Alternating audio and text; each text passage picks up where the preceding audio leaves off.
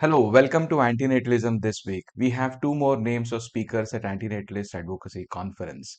There would be Oscar Horta, that's the name, first name, and then Ash Viketi. There was this article called Never Born by Shane Green. It's an extensive article on antinatalism. It includes Amanda Suknik, Emil Chiron, David Benatar, among many other antinatalists. It also talks about many different hues and aspects of antinatalism from many different perspectives, including human extinction and other things.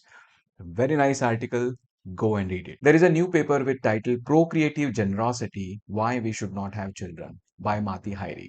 And if I understand the central argument of that paper correctly, then what Mati is putting forward is something called as need-based axiology. What he says that before coming into existence, nobody has a need to come into existence. And therefore, we do not have a duty to bring somebody into existence. On the other hand, we have a duty not to bring somebody into existence if they are going to face miserable lives. So that's sort of an asymmetry there. But he also considers a third argument that, okay, there is no need for somebody to come into existence. But what about the needs of those who already exist? What about the needs of hopeful parents? Their need to have children and their need to rear children, bring the children up. He distinguishes between needs and wants. He says that we can do that because now we have contraceptive technologies. We can distinguish between sexual needs, which are needs embedded within us due to millions and millions of years of evolutionary biology, and the wants to have children. And he says that the want to have children is actually a socially constructed or culturally constructed want. Nonetheless, while evaluating whether our need or want should be satisfied or not, there are other factors we should consider. Mainly, are we harming somebody else while satisfying our need or want? And because in procreation, we are harming somebody by bringing them into existence, or at least we are doing that when there is no need on in their place, in their case, to come into existence, we should not respect this particular need and want.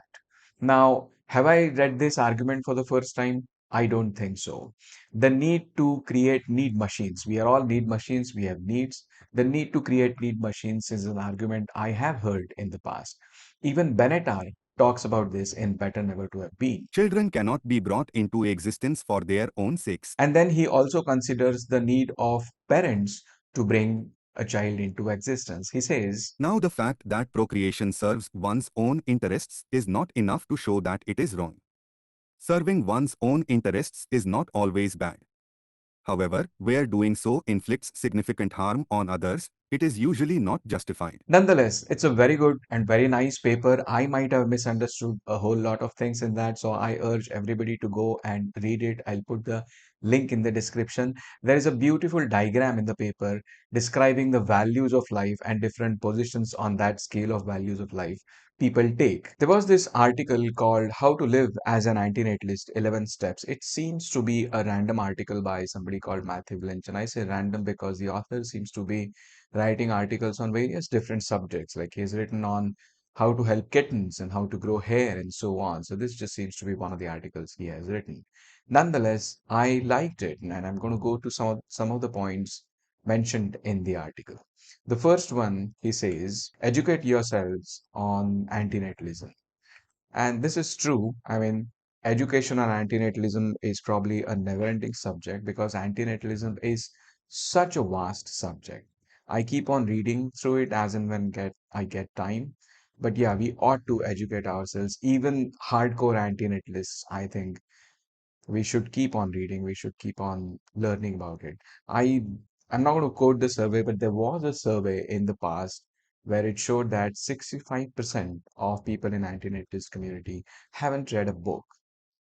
And I thought we need to do that. We need to educate ourselves on various different aspects of anti-natalism. The next one is reflect on your own values. This applies to anybody, whether you're anti-natalist or not anti-natalist. We should reflect on our own thinking, our own challenge, our own intuitions, and so on. So nothing big there. The next one is make informed reproductive choices and utilize reliable birth control methods. Now, if you are an antinatalist, if you have reproduced in the past, if you're a parent, that's okay, that makes sense.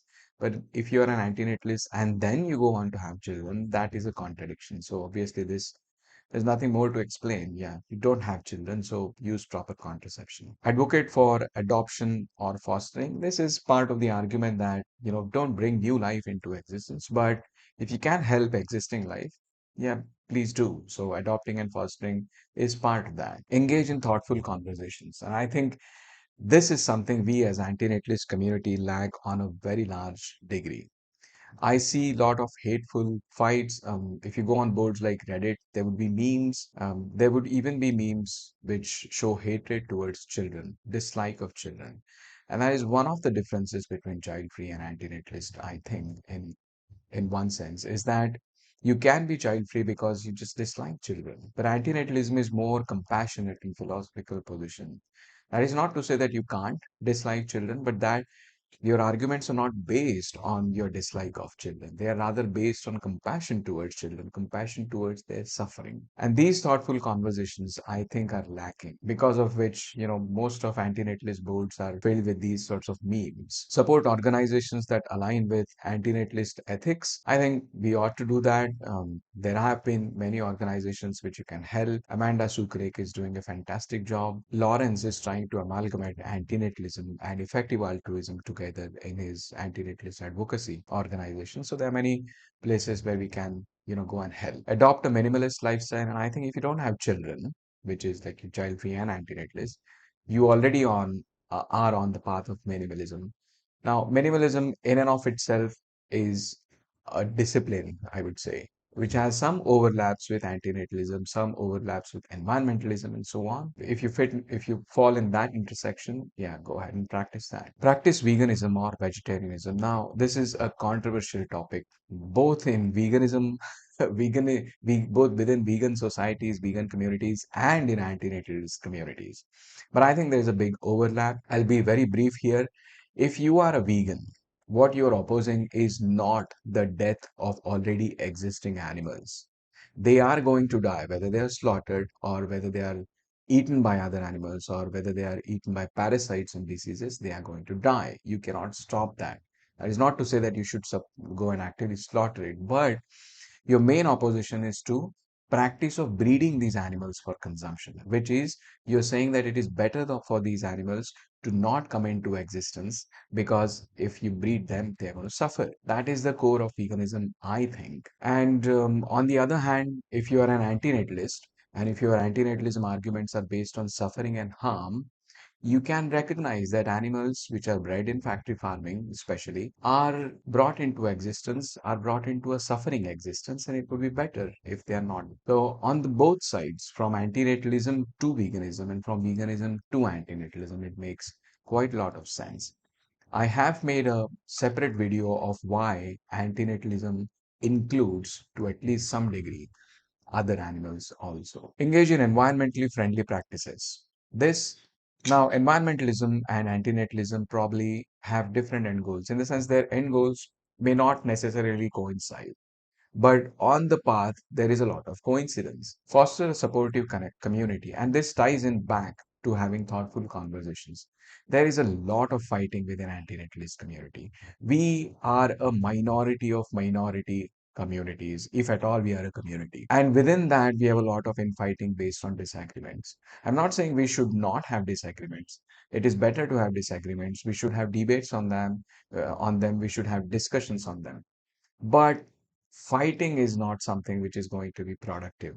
So even if, let's say, I disagree with somebody on a certain subject about antinatalism, I should not give up working with them. We should still work together to bring, on at least on a common ground. So very good points in the article. I should say that a lot of points apply to me. I'm not saying this is an advice to everybody else. I am as much a victim of some of these flaws as anybody else. So I just said this because I like the points made in the article. There was a paper published with the title Reconceiving Reproduction, Removing Rearing from the definition of reproduction and what this means to ART by somebody called Georgina Antonio Hall. I'm going to briefly describe the central idea of this paper. What Georgina says is usually reproduction happens through sexual reproduction, but when it is not the case for the people who cannot do that, for infertile people, they have to take help of what is called as ART or artificial reproductive technologies like IVF, and I'm talking about humans here. Now, they have to go to a clinic, take help of a clinician who has to collaborate with these hopeful parents to use these assisted reproductive technologies to do reproduction. What she says is that this clinician, if they deny the service to these hopeful parents, then it is argued that they are denying very fundamental service. They are actually discriminating against the infertile because they're violating their fundamental reproductive right. And Georgina says this is not correct. The clinician should have a freedom to deny them without violating the reproductive rights. How is that possible? She says that the definition of reproductive rights, which depends on the definition of reproduction, includes not only the act of bringing a child into existence, but also rearing that child, raising that child, the experience of parenthood. And because this infertile couple is kept away from experiencing that parenthood, from the experience of rearing the child, we are saying we are violating their reproductive rights. What Georgina says that that part of rearing the child should be outside the definition of reproduction. Why does she say that? She takes the example of adoption. If somebody adopts a child, we don't say that they have reproduced that child. That child was reproduced by somebody else. They just adopted it so that they can fulfill their requirement or their need or their want to rear the child. So rearing then becomes outside of the reproduction, and therefore even if a clinician denies this service, they are not actually violating the reproductive rights if we define reproduction only to actual reproduction of the child. Now, this might sound like a very theoretical and niche argument, but this has profound practical implications in practical world. I'm going to try and explain how. A few days ago, I had made a video about how IVF as an industry is flourishing in a country which has the largest population in the world, which is India. That is an irony. But the way it happens is behind these clinicians who are collaborating with these hopeful parents sits a large infrastructure of private IVF clinics, of legal infrastructure, including laws, lobbyists, and governments and lawyers, and all of that works together to have this industry of ART. Now, the way it is working in India is that there are a lot of IVF clinics, private IVF clinics, which have now become large corporates. And now they have gained a big mainstream media influence as well as a big influence through lobbyists in the government. What they do is they go out in the media and through lobbying, they say that this is a fundamental right of those infertile people. The access to ART is their reproductive right. Now, you can't argue for a fundamental right while also argue for freedom to deny the service without violating that right. And that is why this paper has profound implications for practical purposes. There was also a paper called IVF Journeys of No Return, a sociological analysis of reproductive ambivalence in contemporary China. Now, this paper is behind some kind of embargo, so I could not read the actual entire paper, but I read the abstract. The paper talks about the tensions between the attitudes of pronatalism and antinatalism. That doesn't mean it necessarily is between two different groups of people. It like within the same people, within the same person, there are pronatalist and antinatalist tensions, right? So that is these are the tensions which the paper talks about, keeping those Chinese women who have accessed IVF at the center. How are they influenced by these tensions is what the paper talks about. The point to note is it introduces another term to describe these tensions as ambinatalism. And I thought antinatalism in and of itself as it is, we have been struggling to define. Everybody has their own definition of antinatalism, what antinatalism means. There are so many shades and there's a big spectrum of antinatalism. And now we are coming up with a term called ambinatalism, which is going to be even more interesting if this really gets out. So yeah, that was a point to note, but the paper is behind under an embargo, so I could not access it. There is an event called Ethics and Politics of Natality in Climate Emergency. It is organized by Deakin University in Australia, and I think it's happening on October 26th. It is probably going to evaluate the connection of climate change, the environmentalism aspect of it, and antinatalism. And the agenda is on their website. You can go and check. My problem with this is the way they have described David Benetta's argument on their website. They say, and I quote, philosophers such as David Benetta, among others, have argued for antinatalism. To minimize our impact on the planet, we must reduce birth rates. I don't think that would be the central argument David Benetta would put forth for antinatalism. He might have said that about environmentalism somewhere as an added benefit of antinatalism towards environmentalism. But that is not the central argument for antinatalism, and that is not what David Benatar would say. That's not surprising. Many people almost every day misquote David Benatar in one form or the other. What is surprising is this is a university, Deakin University. I know some philosophers from Deakin University. And if you look at the agenda, it's full of philosophers or PhD candidates. So these are well educated people. They can go and read what David Benatar is saying. And even then, they are not only misquoting this in some random article, but on an agenda of an event they are organizing. That is disappointing. There was an article on slate.com with the title Elon Musk's Feud with Grimes is a warning. The billionaire is now funding academic research and revealing his interests in future where women exist to have lots of babies by Andrea Becker. And this article dismantles Elon Musk's attitude towards the whole subject of procreation, demographics, women, babies, children, and so on, along with attitudes of others who are in the same bus. So the article starts with, and I quote, Elon Musk is the father of at least 10 children. He has five with his ex Justin Musk, who has written that she felt like an employee in their marriage rather than a partner. He secretly had twins with 2021 with Shivon Zilis, an executive at his company Neuralink. The rumor among their colleagues, Reuters reported, was that there was no romance, just IVF. So he first had five children with his wife, and she said that she felt like an employee. So he went on to have children with another employee itself. Then Musk confirmed last month that he and Grimes, his more recent ex, are the parents to three kids, two of whom were born via surrogacy. This is Elon Musk. The article continues and analyzes Elon Musk's attitude towards the subject.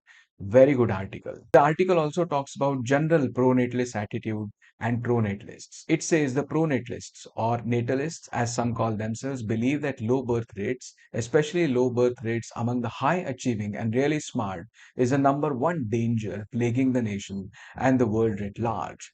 This ranks the number of babies women are having as more important than income inequality, gun violence, and even the continued risk of climate disaster. So that's what these attitudes are. And we know that there are a lot of eugenists in that lot. Anyway, the article is very good. I urge everybody to go and read that article. There was also a research paper with the title Iran's Demographic Transition and Its Potential for Development. The paper is behind a paywall, so I could not read the entire paper, but the abstract has a point to note. The total fertility rate, which is average number of children per woman in Iran in mid 1980s, used to be 7. That has come down to 1.7 by 2021. And finally, I leave you with أكيد كل this. قصة بقصتها.